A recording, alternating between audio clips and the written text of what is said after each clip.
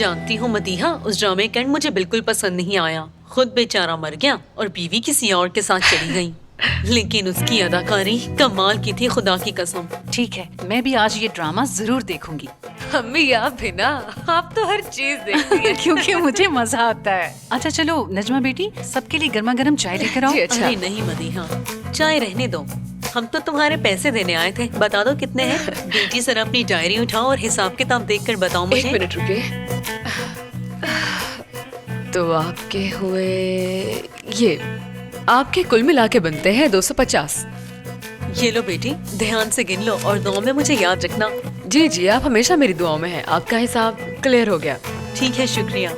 मैंने भी आपका हिसाब देखा है, आपको 502 किस्तों में चुकाना था। ये लो बेटी। जी ठीक है। मेरे ख्याल से अब हम घर चलें, मुझे जाकर खाना भी बनाना है। आप जाएं बहन, मुझे नजमा से रेसिपी पूछनी है, मैं बाद में आती हूँ। आओ, अच्छा मैं तुम्हें ठीक है। दरवाजे तक छोड़ आऊं। अच्छा, खुदा हाफिज। जी नजमा। खुदा हाफिज। वक्त मिले तो आ जाइए। हाँ, अच्छा क्यों तो नहीं, कौन सी जरूर रेसिपी आऊंगी। पूछनी है आपने? अरे नजमा छोड़ो, रेसिपी तो एक बहाना है, मेरा प्रॉब्लम दरअसल कुछ और है। आप काफी देर से बैठी हुई हैं, आपका प्रॉब्लम क्या है? क्या मैं कुछ कर सकती हूँ? क्या उन्होंने तुमसे कोई परफ्यूम लिया था? हसन भाई ने कुछ नहीं लिया मुझसे।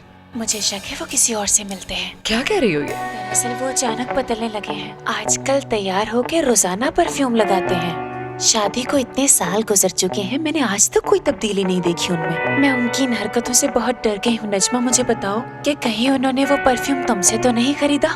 नहीं, हमसे तो नहीं लिया। नजमा, ये बात हम दोनों के दरमियान में रहेगी ना? हाँ आप फिक्र ना करें। ठीक है, फिर मैं चलती हूँ। हाँ जरूर। क्या हुआ, तुम भी जा रही हो क्या? मुझे भी दरवाजे तक छोड़ आ जाओ। ठीक है, अल्लाह हाफिज। अल्लाह हाफिज। नजमा, सारा सामान बिखरा पड़ा है, इकट्ठा कर लो इसे।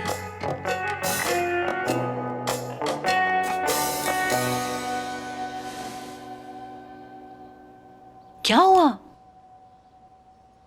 बेटी, सब ठीक तो है? किसी ने कुछ कहा है क्या? अम्मी मैं इस वक्त सख्त तकलीफ में हूँ और मेरा दिल बुरी तरह बैठा जा रहा है।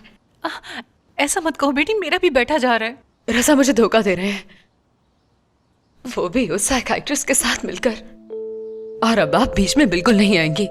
देखो बेटी, हम पहले भी तो इस पर बात कर चुके हैं, फिर तुम दोबारा इस बात को क्यों दोहरा रही हो? अम्मी आप जानकर क्यों अनजान बन रही हैं, जबकि आपको सब पता है। देखा नहीं कैसा खुशबू लगाकर घर से बाहर जाते हैं? जो अपनी शादी पर तैयार नहीं हुआ आज हीरो बन के बाहर जाता है। अब हर वक्त मुस्कुराहट उनके चेहरे पर रहती है, जाती ही नहीं। यकीन नहीं आता कि किस्मत ने मेरे साथ ये खेल खेला। अम्मी आपका बेटा मेरे साथ बेवफाई कर रहा है। ऐसा नहीं है, तुम गलत फहमी का शिकार हो। बाबा ऐसा करते तो क्या तब भी आप यही कहती? बेटी मैं नहीं जानती रजा के बाबा ऐसे थे या नहीं, मगर मैंने उन पर कभी शक नहीं किया। मैं तो कहती हूँ बेटी तुम भी मत करो। सही कहा, इसीलिए आपको मेरी हालत का अंदाजा नहीं है। मैं सिर्फ इसीलिए चुप रही क्योंकि आपने मुझे मना किया था अम्मी। और रजा को भी सारी दुनिया छोड़कर वो डॉक्टर पसंद आई। वो बहुत खूबसूरत है ना, शायद इसीलिए रजा उसकी तरफ माइल हो गए। अब क्या होगा मेरा और मेरी बेटी का? कहाँ जाऊंगी मैं उसे लेकर? क्या मतलब क्या होगा? अभी मैं जिंदा हूँ और हमेशा तुम्हारे साथ हूँ, तुम परेशान मत हो बेटी। रो रो कर हालत खराब मत करो अपनी। आज शाम को आ लेने दो उसे घर, मैं पूछूंगी उससे। अब तुम जाकर आराम करो और फिक्र मत करो, इंशाल्लाह सब ठीक हो जाएगा।